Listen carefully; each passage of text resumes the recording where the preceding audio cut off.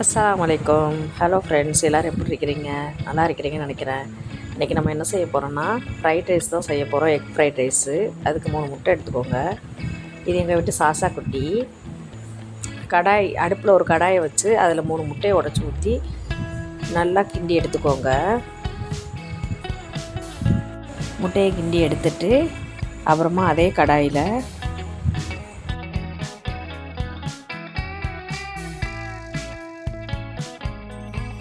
அந்த முட்டையை வேறு பிளேட்டில் எடுத்து வச்சுக்கோங்க. வச்சுட்டு அதே கடாயில் எண்ணெயை ஊற்றி கொஞ்சமாக வெங்காயம் போட்டுக்கோங்க. வெங்காயம் நல்லா வதங்கவும் அது கூட வெங்காயம் வதங்கிறது கொஞ்சமாக உப்பு போட்டுக்கோங்க.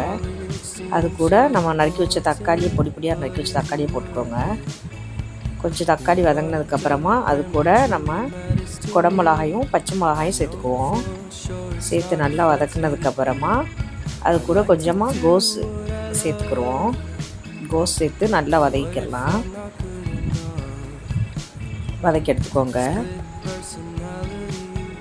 அதில் கொஞ்சமாக இஞ்சி பூண்டு ஆட் பண்ணிக்கோங்க.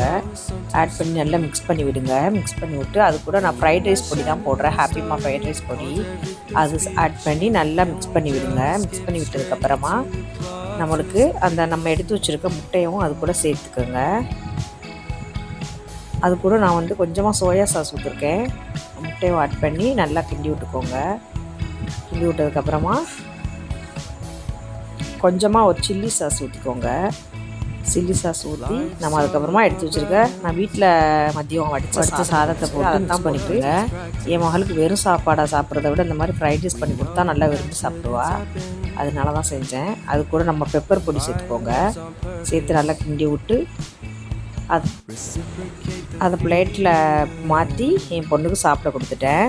இதே மாதிரி உங்கள் குட்டீஸ்க்கும் செஞ்சு கொடுங்க. நல்லா டேஸ்ட்டாக இருக்கும். அவ்வளோதான் ஃப்ரெண்ட்ஸ். என் சேனலை கமெண்ட் பண்ணுங்கள், லைக் பண்ணுங்கள், சப்ஸ்கிரைப் பண்ணுங்கள்.